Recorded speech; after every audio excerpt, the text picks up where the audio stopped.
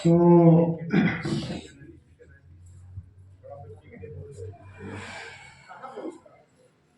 Mic चला दियो।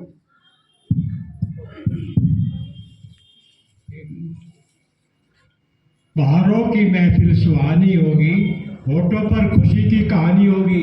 ये गुड़िया तो नहीं नाचती रहेगी जबकि आपकी तालियों की मेहरबानी होगी। ताली बजाओ जोर से और गुड़िया के लिए।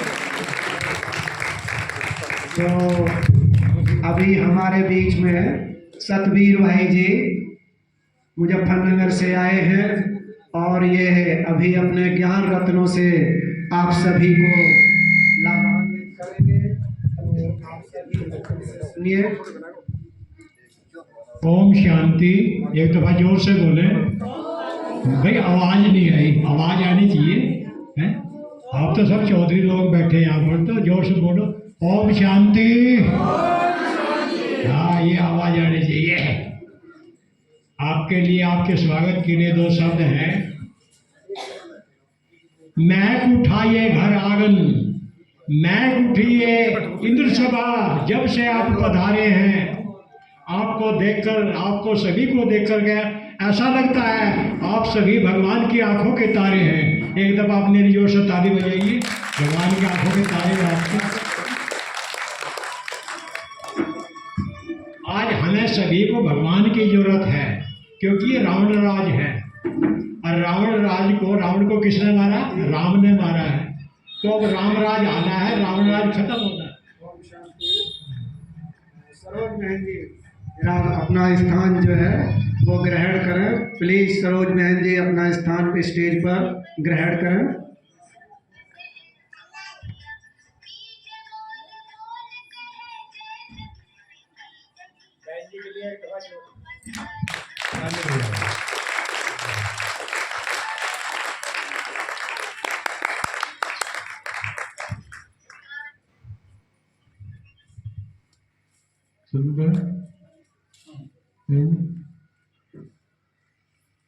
हमें सभी को आज परमात्मा की आवश्यकता है। क्या कहते हैं ना, करण करावनहार परमात्मा है, मनुष्य नहीं है। हम तो करणहार हैं, तो परमात्मा करण करावनहार है। तो इस रावण राज को खत्म करने के लिए परमात्मा आए हुए हैं अभी। ये हकीकत है, आप मानने या ना माने, लेकिन आपको मानना पड़ेगा।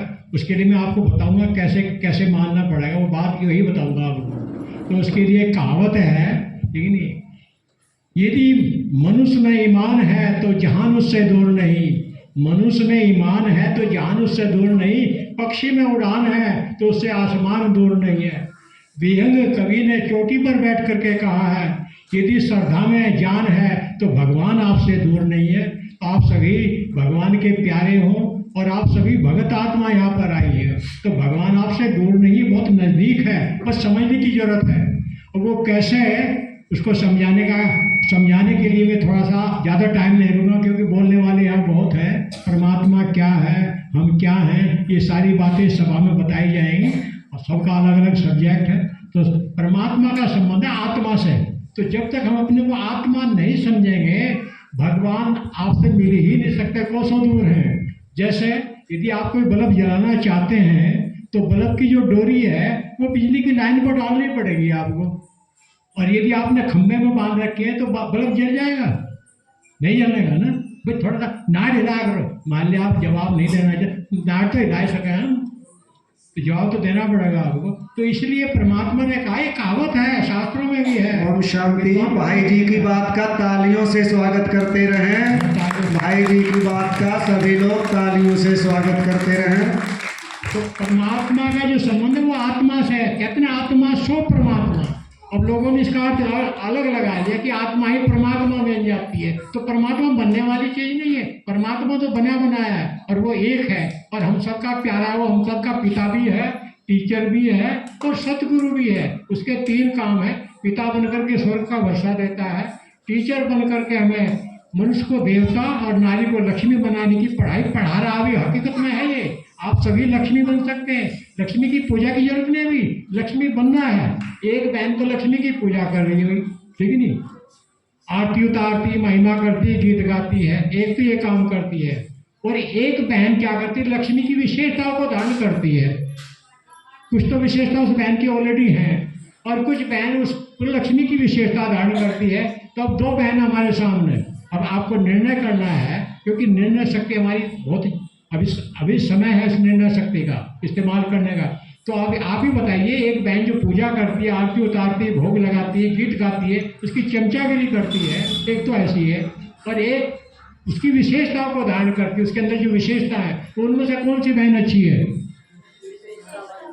क्या बात, ताली बजाओ बहन जी के लिए। इन्होंने बताया कि जो विशेषता धारण करती है वो बढ़िया है। तो अभी वो विशेषता कैसे धारण करें उसका हमें पता नहीं है। तो इस सभा में ये यहाँ क्लास चलेंगे 8-7 दिन, उस सारी बात बताई जाएंगी कि कैसे उन विशेषताओं को अपने जीवन में धारण करके आप लक्ष्मी बने। तो बहनों, बनना है, अभी किसी की चमचागिरी नहीं करनी हमें। अगर समझे, मतलब यदि हम भक्ति करते हैं तो उसको, यदि किसी की आरती उतारते हैं, महिमा करते हैं, वो भक्ति है। और यदि वैसा ही बन जाते हैं उसको ज्ञान बोलते हैं। तो ये ज्ञान मार्ग है। ये जो आप यहाँ पर बैठी हैं, ये उन संस्थाओं के आधार पर नहीं है। जैसे राधा स्वामी, दंदन सतगुरु, अनेक संस्था चली है, ये ईश्वरीय विश्वविद्यालय है। स्वयं परमात्मा आकर के पढ़ाई पढ़ा रहा। जैसे पढ़ने के लिए, इंजीनियर बनने के लिए पढ़ाई पढ़नी पड़ती है, डॉक्टर बनने के लिए पढ़ाई पढ़नी पड़ती है। अब इंजीनियर बनने के लिए या डॉक्टर बनने के लिए किसी डॉक्टर की या इंजीनियर की आरती नहीं उतारनी पड़ेगी। क्या करना पड़ेगा? पढ़ाई पढ़नी पड़ेगी। अब हमें क्या है, भारत के अंदर 33 करोड़ देवता थे, लक्ष्मी नारायण का राज था, पहले था 33 करोड़। आज वो सभी पेंशन पर चले गए। वो देवता 33 करोड़ देवता, अब सभी पेंशन पर, एक भी देवता नहीं है। क्योंकि एक नियम है, जो चीज़ नहीं बनती वो पुरानी बन जाती है। अब फिर भगवान ने वैकेंसी निकाली है कि वो 33 करोड़ देवता फिर से बन रहे, तो उनकी पढ़ाई पढ़ा रहा परमात्मा। आगे समझ में? अब आप सभी देवी देवता बन सकते हैं उस पढ़ाई को पढ़ करके। पढ़ाई इतनी आसान है, एक भी पैसा खर्च करने की जरूरत नहीं है, घर छोड़ने की जरूरत नहीं। आप घर में रह करके अपने परिवार का पालन पोषण करते हुए आप देवी देवता बन सकते हैं। समय अभी है, अभी नहीं तो कभी नहीं है, क्योंकि हर चीज का टाइम होता है बाबू लोगों। ठीक है। और यदि आप, और हमारे जीवन का लक्ष्य भी यही है, हे नर ऐसी करने कर जो नारायण बन जा, हे नारी तो ऐसी करने कर जो लक्ष्मी बन जा। तो इसका मतलब हम वो करनी नहीं कर रहे। भगवान क्या कह रहा है? हे नारी तू वो करनी कर जो लक्ष्मी बन जा। हम लक्ष्मी की पूजा करनी शुरू कर दी, तो ठीक किया गलत किया? गलत किया ना। और गलत को पाप कहते हैं, कि वो पाप और बनना हमारा। मनुष्य को कहा कि तू देवता बन जा, हम देवता नहीं बन रहे, बल्कि क्या कर रहे हैं? देवताओं की पूजा कर रहे हैं। तो गलत हो रहा है ना, और गलत के पाप बोलते हैं। तो प्यारो, अब इसके लिए क्या करना पड़ेगा, मैं थोड़ा सा इशारा देता हूँ, बाकी तो यहाँ बहनें और भाई हैं वो बताएंगे आपको। तो इसके लिए हमें, हमारे पास में दो ताकत है, बहुत बड़ी ताकत है। एक तो मन है। क्या है? मन सबके पास है। मेरा मन आज पकौड़े के लिए कर रहा है, मेरा मन उदास है, मेरा मन घूमने के लिए कर रहा है। मन है ना सबका? आपका निजी मन है। एक तो मन है। और मन के लिए क्या कहते हैं? मन के हारे हार, मन के जीते जीत। मन के, यदि आप मन से हार जाता है आदमी, जब हार जाता है तो जहर खा लेता है, पानी में डूब कर मर जाता है, अपने शरीर को आग में जला करके मर जाता है, ठीक है, फांसी लगा लेता है। तो मन आपकी बहुत बड़ी ताकत है। तो मन ताकतवर कैसे बने? यदि आपने मन को ताकतवर बना दिया तो आप पूरे विश्व के मालिक बन सकते हैं। आप जो चाहे वो बन सकते हैं, हकीकत है। और मन को शक्तिशाली कैसे बनाए उसका तरीका बताएंगे हम आपको। फिर दूसरी चीज है बुद्धि। बुद्धि का काम है निर्णय करना।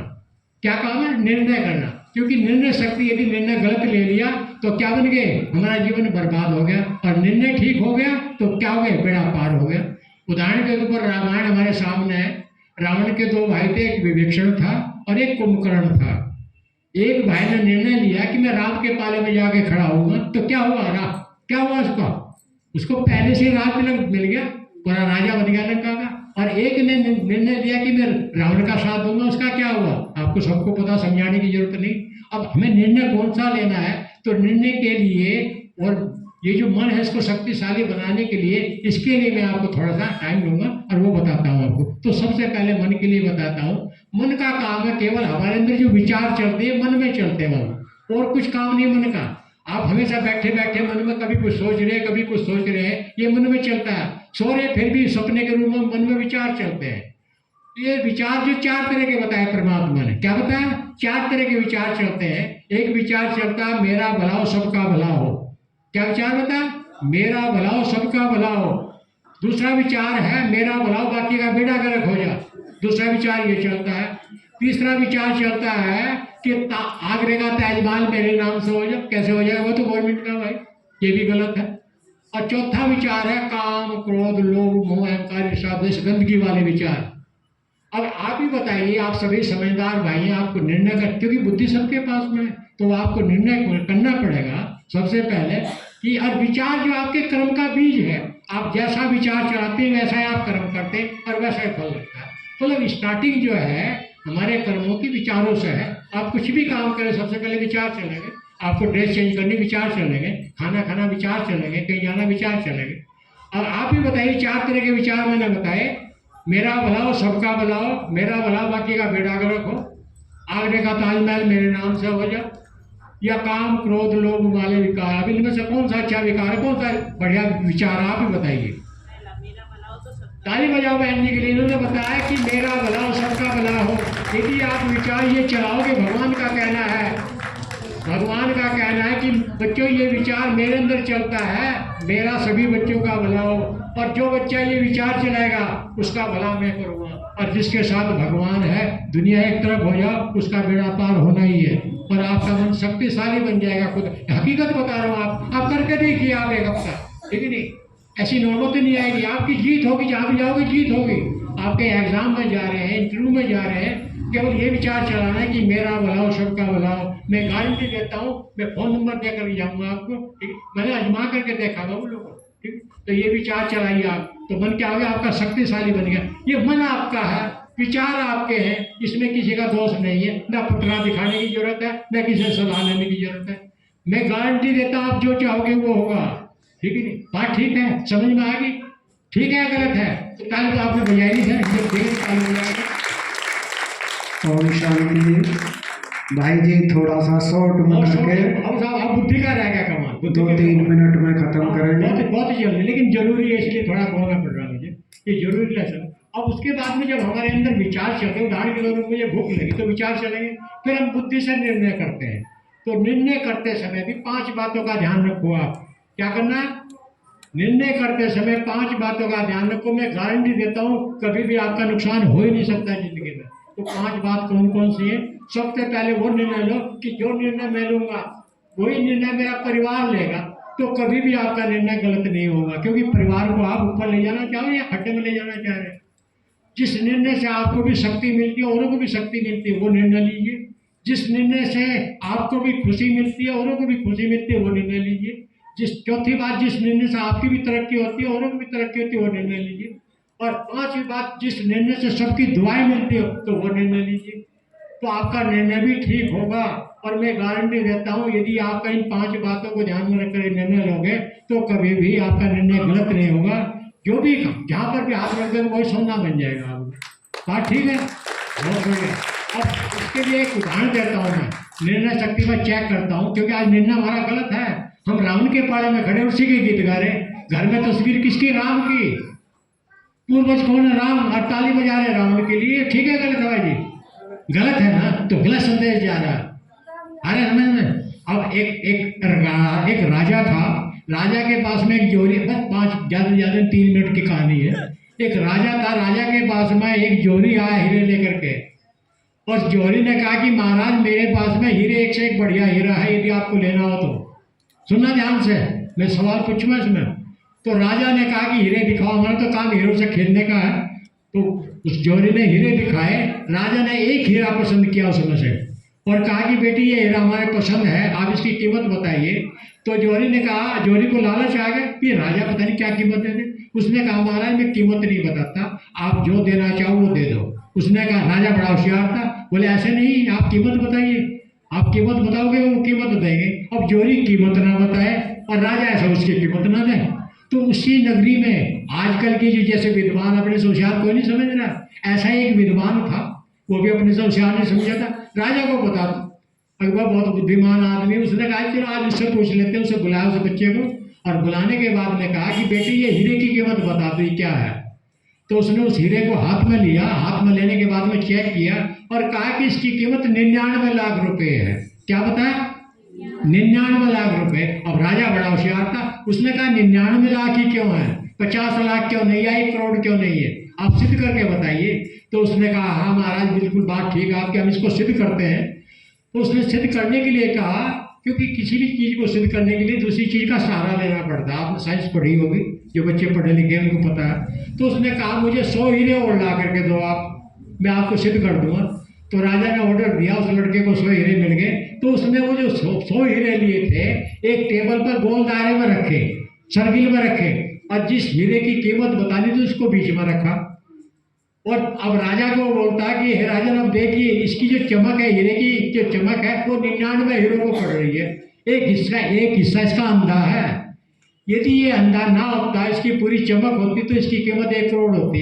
लेकिन एक चमक की कीमत 1 लाख रुपए और 99 चमक है, तो कितनी कीमत हुई? राजा कहने लगे 99 लाख रुपए, इनको तो दो बस फिर कहने हुए आगे समझ में। तो उसने सिद्ध कर दिया कि 99। अब राजा को बड़ा खुश हुआ कि मेरे राज में ऐसे ऐसे विद्वान आदमी, ठीक है नहीं। तो राजा ने कहा कि बेटा, अब हीरे उस जौहरी को तो 99 लाख रुपए देकर चालू कर दिया। लेकिन उस बच्चे के लिए उसने कहा कि बेटे जो आज तू मांगेगा वो मैं ही वही इनाम दे दूंगा। देखो राजा क्या कहता है कि जो आप मांगोगे वही इनाम दे दूंगा। तो लड़के ने कहा नहीं, मांगना नहीं, मांगना तो भीख समान है, ठीक नहीं। आप इनाम जो भी देना चाहो मुझे स्वीकार है, मांगता नहीं है। और राजा कहे कि बगैर मांगे मैं दे इनाम नहीं देने का। तो दोनों में हट लग गई। राजा देना नहीं चाहता बगैर मांगे के, और लड़का मांगना नहीं चाहता। तो उसके साथ उसी टाइम में एक विद्वान और आ गया उसी दरबार में। जैसे ये भाई जी बैठे, जैसे बहन जी बैठे, ये बैठे सारे विद्वान ही हैं, ये सफेद वस्त्रधारी, ठीक है नहीं। तो ऐसे आ गए और आगे राजा उसे जानता था, उसे आसन दिया, बैठाया। और बैठाने के बाद में राजा ने बताया कि मैं इस बच्चे को इनाम देना चाहता हूँ, लेकिन ये मांगेगा तब दूंगा, और ये मांगता ही नहीं है। तो अभी आप बताइए क्या इलाज है इसका, क्या युक्ति है? तो उस विद्वान ने कहा कि मैं बताऊं फिर इसको क्या इनाम देना चाहिए। उस विद्वान ने कहा कि हे राजन, मैं बताऊं इसको क्या इनाम देना चाहिए। समझ में आया नहीं गया? अब आप सभी थे उस दरबार में, उसी जगह उस विद्वान की जगह आप सभी थे। तो बताओ आप उस विद्वान ने उस बच्चे को इनाम देने के लिए क्या कहा होगा, बताइए आप। समझ में तो आ गई ना, कहानी तो समझ में आ गई ना। उस बच्चे को इनाम देना है तो क्या इनाम देने के लिए कहा होगा उस विद्वान ने उसे? बताएगा कोई? बहन बताओ, कोई भाई बताओ, कोई नहीं। अरे भाई आपके पास तो बुद्धि तो है, इसको इस्तेमाल कहाँ करोगे फिर? आज करो ना, करो ना, हर जगह करो ना इस्तेमाल, तभी तो खाने बनेगी, गाड़ी तभी तो चलेगी आपकी। भाई जी ने देखो, भाई जी कह रहे हैं कि उस विद्वान ने कहा कि उस राजा ने कहा कि बेटे इस कुर्सी का मालिक तू ही हो आज से। बात ठीक है, आप भी सहमत हैं इससे? क्यों भाई? लेकिन उस विद्वान ने कहा कि नहीं। जब विद्वान से पूछा कि आप बताइए, तो उसने कहा इसको 4 डंडे लगाओ। क्या लगाओ? 4 डंडे लगाओ। भाई जी कह रहे इनाम दे दो, कुर्सी दे दो, राज तिलक दे दो, और वो विद्वान कह रहे इसको 4 डंडे लगाओ। क्यों? क्योंकि इसका जो निर्णय वो गलत है, इसने जो बुद्धि का इस्तेमाल किया वो गलत किया। तो राजा ने कहा कि आप सिद्ध करें कि इसने बुद्धि का गलत इस्तेमाल किया। बोले हम भी सिद्ध करेंगे। तो वो सिद्ध करता है, बाबू लोगों आप सभी इस दायरे में, हम सभी इस दायरे में ही हैं। वो सिद्ध करता है कि भगवान ने इसको स्पेशल बुद्धि दी। बुद्धि कहाँ से मिलती है? परमात्मा से मिलती है। ज्ञान का सागर कौन है? परमात्मा है। और भगवान ने इसे स्पेशल बुद्धि दी। बोले भगवान ने इसकी स्पेशल ज्ञान दिया है, लेकिन इस बुद्धि का इस्तेमाल कहाँ किया इसने? केवल पत्थरों को पहचानने में। क्या है? खुद को पहचानता है? क्या भगवान को पहचानता है? क्या अपने कर्तव्य को जानता है? क्या कर्तव्य करने चाहिए? पूछे इस लड़के से। तब उस लड़के से पूछा, बोले ना मैं अपने को जानता, ना परमात्मा को जानता, ना मुझे कर्तव्यों का पालन। तो लोग अभी आप ही बताइए बेटे, तुझे सजा मिलनी चाहिए, टंडे मिलने चाहिए, ना मिलना चाहिए? बोले वास्तव में टंडों का अधिकारी हूँ। तो बात उस लड़के की नहीं। आज भगवान आपका पिता भी है, टीचर भी है, सतगुरु भी है, सब कुछ उसी का दिया हुआ खा रहे आप। आपके पास जो है सब उसी का है। जिस दिन आप इस घर से जाओगे, आप एक पैसा भी नहीं ले जा सकते, कुछ भी तो नहीं ले जा सकते। क्या ले जाओगे? तो सब उसी का ना। और इस्तेमाल कहाँ कर रहे हैं आप? गलत जगह इस्तेमाल करें बाबू लोग। अभी समय है, बुद्धि का ठीक निर्णय होना चाहिए और मन शक्तिशाली होना चाहिए, विचार आपके गजब के होने चाहिए, ठीक है नहीं? समय अभी नहीं तो कभी नहीं है। भाई जी कह रहे बहुत बोलते हो आप, तो इसलिए चुप होता हूँ। ओम शांति, ओम शांति, ओम शांति। जय